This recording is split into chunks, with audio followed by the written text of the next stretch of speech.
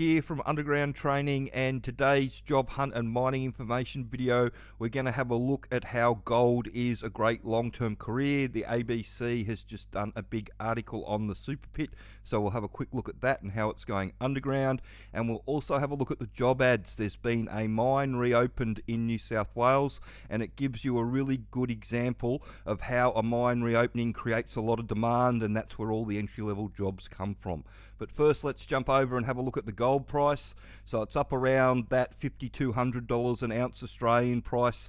Again, it's been bouncing around a little bit. It goes up and down by $50 to $100 around that point, and it has been for the last few weeks. So it's remaining in that area roughly. And while it stays up over $5,000 an ounce, there's huge amounts of work going on, and everybody's making a lot of money around the country.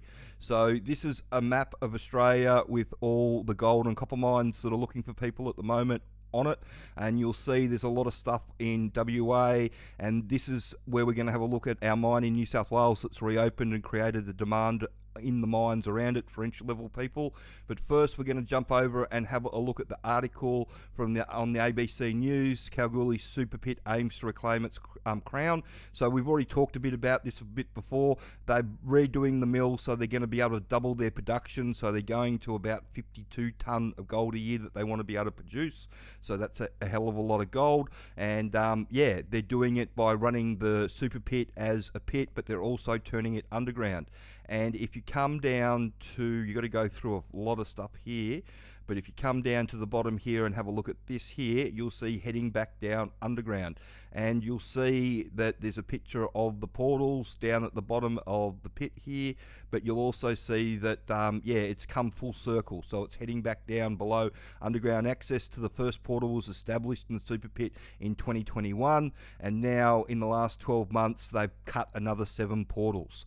So there's some serious activity going on, and that's where the future of the super pit's going to lie for the next 50 years is in the underground space, and that's where they're going to chase the work. So when you're trying to get into the mining industry, you just need to have that in mind, that the majority of the work is going to be in the hard rock underground gold and copper mines around the country.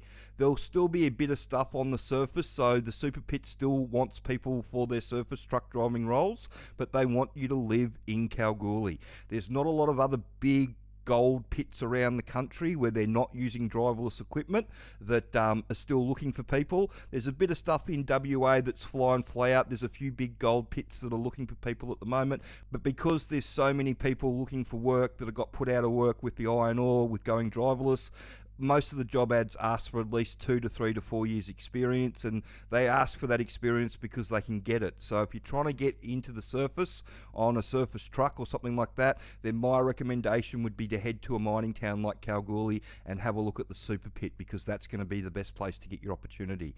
But everywhere else around the country, it's all hard rock underground, and they all need people. And if you come over to Seek and you type underground in, you'll see all the jobs come up. And so there's an underground truck job there in WA.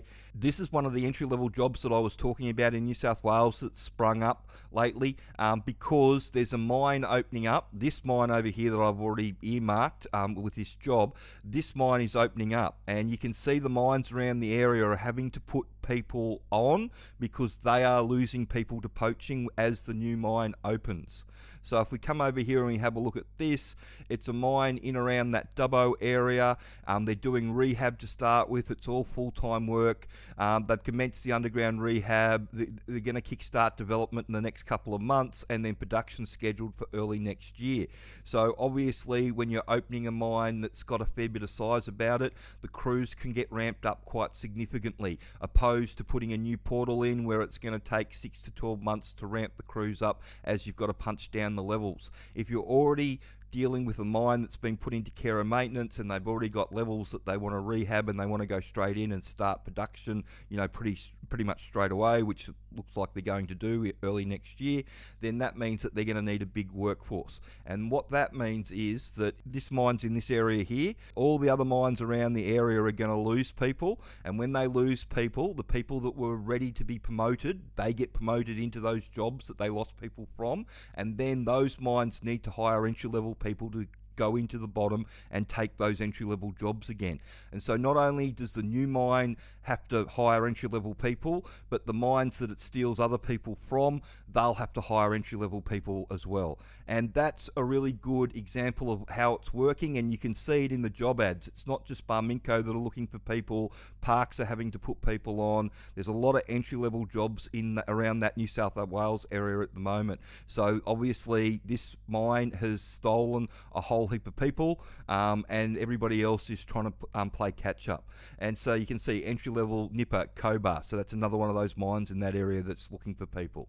And the same thing happens in South Australia, and New South Wales and Queensland, and over here in WA it is on steroids. So especially around that Kalgoorlie area and running all the way up to Laborton at the moment, there's a whole heap of mines being kicked off, and there's a few mines that they're opening back up and pulling out of care and maintenance that were put into care and maintenance sort of 20 years ago.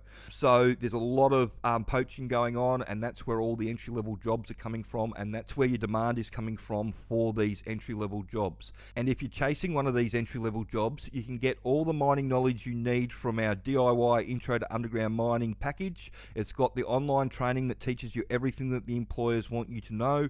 If you want some help with your resume, check out the 3-step plan package. And if you want some help with all the mining information, we do a Workready. There's full instructions on how to redo your resume in the DIY package, so you can redo your resume yourself and save yourself some money.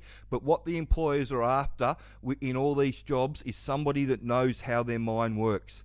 The biggest problem that they have with new starters isn't teaching them the practical side of the job, it's teaching them enough about what's going on around them so they can be left alone. And the other issue that they have with these new starters is that a bit more than a third of people, when they actually find out what the job entails, they don't want to do it anymore. So from your perspective, if you can find out exactly what the job entails right from the start, you can make an informed decision about whether you actually want to go and get one of these jobs or not. See, here's another entry-level job in parks. So they're looking for people in that area that I was talking about. But yeah, the way into the industry is being able to talk to them about how it all works. When you can talk to the foreman in their own language and show them that you understand what a refuge chamber is and stench gas and cap lamp signals, and can tell them what a heading and what a stope is, just puts you 6 to 8 weeks ahead of everybody else that they're interviewing for these jobs. And that's ultimately how you're going to get your start in the industry, is by showing them that you know exactly what you're getting yourself into and that you can be thrown in the deep end. But there's lots of jobs all over the country. It's just a matter of giving them what they want, and with the gold price really high, it's not going to come down anytime soon. You can really make a good long-term career in the mining industry. Sort of jump in now and you can do your 10, 15, 20 years and set yourself up for life, or you can cap yourself off if you're in your early 50s and you want to top your super up. This would be a brilliant way of doing it. But yeah, if you've got any questions, please send them through. That's where the jobs are at the moment. There's only 2 places that are hiring people. That's hard rock underground and surface exploration. If you want one of those jobs, then the easiest way in is to learn how it all works.